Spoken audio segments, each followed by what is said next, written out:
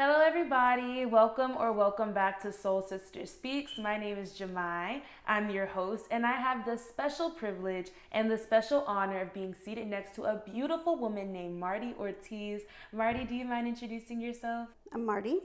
Marty Ortiz. So I have a family of 4 kids, 2 grandchildren. I'm a recent empty nester. So that's been harder than I thought it was going to be. I live by myself. I'm going through a divorce. And so I'm living in the house all by myself. Oh, wow. And I'm enjoying the peace. Yeah. So what's been the hardest part about being an empty nester so far? Well, we used to do everything together. My oldest daughter used to always make fun of us because every time she'd say, hey, one of us, can I do something with y'all? We'd all be a package, and so that's been really hard because I don't do anything with them now. Did it feel like you lost maybe like a sense of yourself or your purpose when they left the house? Definitely, yes, because I think that I was making them my identity. And so everything I did was with them, for them, about them. Of course, I love the Lord, and I was trying to prioritize and put God first, but obviously I was putting my daughters first. So there's a reason for everything. How do you manage to still honor and take care of your children, but still keep God first? Like, what does that practically look like? Well, I think now, looking at it, I was not obviously putting God first because it's so hard for me now. And I always knew empty nesting was hard, but it gives you a refocus on how much attention you were really giving them, and how much attention you weren't giving God.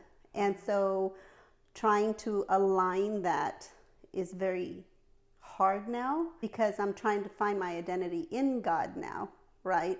Whereas before I thought I did have that. My job was to take care of them because that was my job, that was what God gave me, but it kind of took over, and that was all I was focused on. It's interesting how you said once the work kind of left the picture, you were only then able to see how much you had placed the work above the one who gave you the work, Yes. And so I think that's very honest. But I wanted to ask you, as we're here talking about the Lord and your relationship with God, what are you doing differently in this season now that you are an empty nester to find your way back to Him and to find your way back to whose identity you're truly rooted in? So I'm finding, of course, I don't need to spend the time in the morning preparing for them anymore. And so now I'm actually putting God first. The moment I wake up, I say, good morning, Lord. I make Him my priority. And it's not just putting Him first and talking to Him first, but also just talking to Him all day long, and not allowing distractions to interrupt that, calls or, I don't know, TikTok or or anything that will interrupt. Even during work, I'm talking to God. And when people say, are you putting God first? I feel like there has definitely been a switch in my mind after my girls left, and I could have been doing this all along, but I didn't realize it until they left. And I mean, I still communicate with them, but now, they have their own life. They don't remember mom all day long. So, I have all day long to think about, okay, Lord, what do we want to talk about next? And I open my word first thing in the morning. It's like, Lord, speak to me because I need that in my life. I hunger for you. I need you to lead me, because I can't do it without you. And so I wanted to ask you, what has been your journey with the Lord, and what have you come to know about God as you've navigated through life's experiences? Oh gosh, you're talking 57 years worth. Oh man. Well, my mom was a believer ever since I was 4 years old, and God has been there since I want to say since I was being born, because I almost died when I was being born. Wow. The cord was wrapped around my neck, so I think the devil's been trying to kill me since then. Wow. But Can't take Marty out though. No. And so my mom came to the Lord when I was right after that. Mm-hmm. And the Lord spared my life. So when I left home, I got married, got mm-hmm. pregnant. I got pregnant. I had an abortion mm-hmm. because I was very young and I didn't tell anybody. I didn't want that to mess up my relationship with my parents, I guess. I don't know what it was, but I wasn't married. And I ended up marrying him the following year when I got pregnant again. Mm-hmm. I was very happy when I got pregnant again, even though I wasn't married. I guess because I was feeling really guilty, you know. And so I always had that hanging over me. And so I ended up marrying him. He was abusive, so I divorced him a year later. And I was a single mom for about 4 years. And then I met my now husband. And that was 31 years ago. Wow. Almost 31 years ago. Yeah. And so growing up, I think I felt a lot of shame with all the things that had happened to me because, you know, being left out, being bullied, then being abused physically by my first husband, and then emotionally and financially, spiritually by my second. So I'm starting to feel like, okay, Lord, what am I doing wrong? What is wrong with me? You know, all these years of all this happening, never experiencing true love, you know, by anybody. And so I think God's been calling me for a long time. I just wasn't listening, I guess, you know, and so I feel like 4 or 5 years ago I woke up to that and I realized that I was walking lukewarm all my life, and I suddenly got serious. And so at this point in my life I feel so much peace. I've never been closer to God than now. And now is when everything's falling apart. But if it weren't for God, I would not be here. You know, yes, I have had a lot of things happen to me. Just different things that I never spoke about. I guess I didn't feel the need to. I just felt like, I mean, what is anybody going to do? Nobody can help me, you know? But God knows. God knows my hurt. And, you know, He's the only one that can rebuild me. It's not something I can do, definitely. I cannot do that.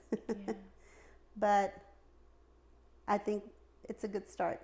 I think God is preparing me for another adventure. And I feel like I'm starting to see it now. I wouldn't be taking, you know, classes. I'm taking classes right now. You know, I wouldn't have the friends that I have right now in my new church, and just having people in my life that I would have never had if I wasn't going through this. Because I searched them out through the pain, and God led me and brought me people that were going to be there for me.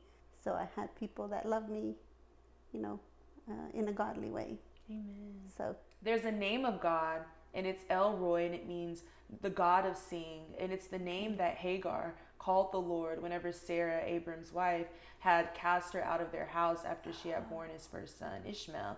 And so she was in a, you know, desolate situation, and she called upon the name of the Lord, and the Lord made himself known to her. And to be in a space where people see you for how they decide to see you. I think of Rahab the prostitute, honestly. We call her Rahab the prostitute because we often see people for their sin. We often see people for what they've done, and how people see us is often how we end up seeing ourselves. But when it comes to El Roi, the God of seeing, God taught me that He sees us from the place of revelation. He sees us from the place of, this is my daughter and I love her. I see them as who I've called them to be, not as what others see or even how they see themselves. And so you, being somebody who has walked through many different pathways of life, how does it feel being able to walk out the revelation of how God sees you rather than how others see you and even how you might see yourself?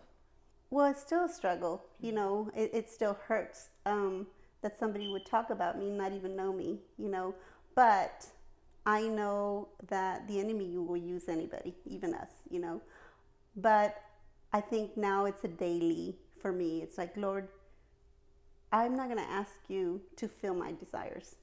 I want to know what your desire is, Lord, today. And so every day is different. I see a homeless person, I pray for him.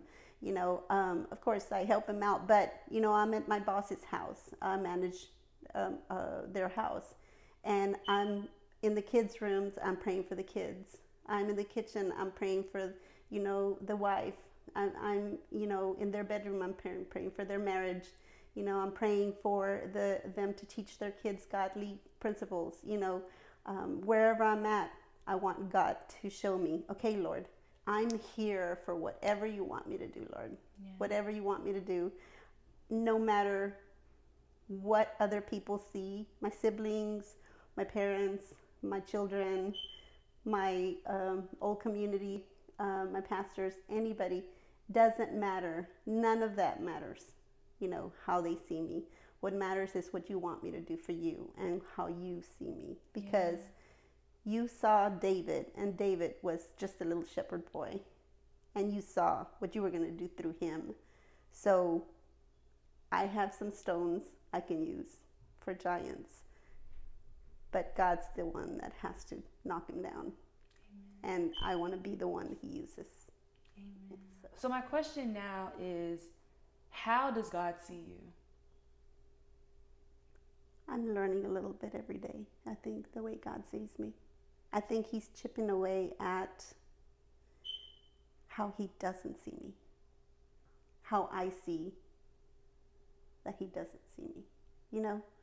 I think a lot of my mountain that I was praying for was a huge mountain of shame, of guilt. God intended for me to know that I was very special to him. And with all these things happening to me, I feel like this big pile on top of me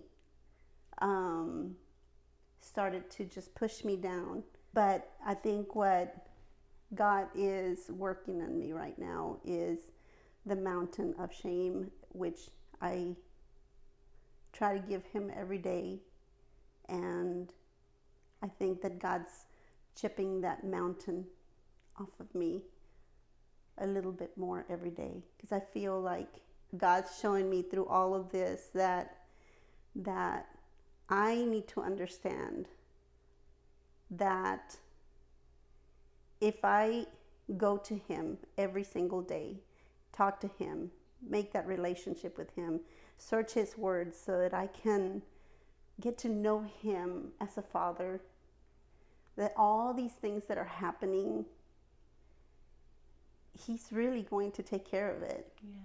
He's going to be the one that chips at that mountain, not me. I can tell a mountain to move, and it will move because of the faith that I have, but only God knows how that mountain is going to be moved, whether it's going to be all at once or a little bit at a time. Wow. And in my life, it's been a little bit at a time, which I feel like I'm kind of on the other side of the mountain now. Amen. Yeah. Amen. So I do feel God's love. I feel God's love every single day. When he wakes me up, I feel like, Lord, thank you for more breath. Another opportunity to get to know you a little bit better. So yeah, he loves me. I know he does. Mm-hmm. It's just a matter of me starting to see me the way I should see me, mm-hmm. And not see me the way other people say I am. So the last question that I wanted to ask was, for someone or anyone who is struggling to see themselves the way that the Lord sees them based on how others see them, what would you say to them? I would say, just like we don't go to church to have a relationship with people, we go to church to worship God and to honor God and to focus on God. I would say the same thing. I would say people are going to say and do what they want to do. I would say what God always tells me is focus on me, focus on Him, focus on Him. And the more we focus on Him, the more we can see us in Him, Him in us. And it just becomes so strong. You know what they say, when two people hang out for the longest time, they start looking alike, or they start doing the same things, or one can read the other's mind. It's the same thing with God, I feel. The more we spend time with Him, the more people will be able to see and not be able to deny that God is with us.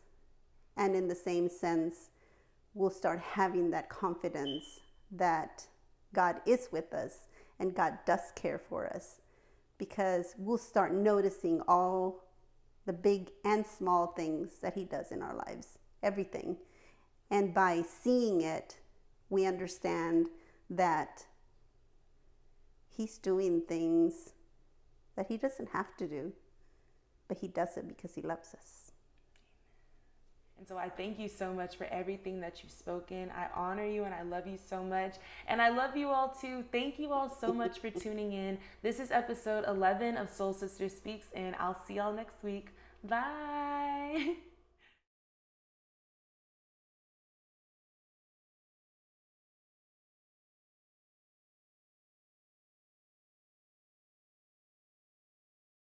Tell about the healer. Greater is the one within and call him as the leader. Teach her how to hold a pretty hand up to the sky. Never wait upon the giver. He'll deliver like a dealer. To take her higher.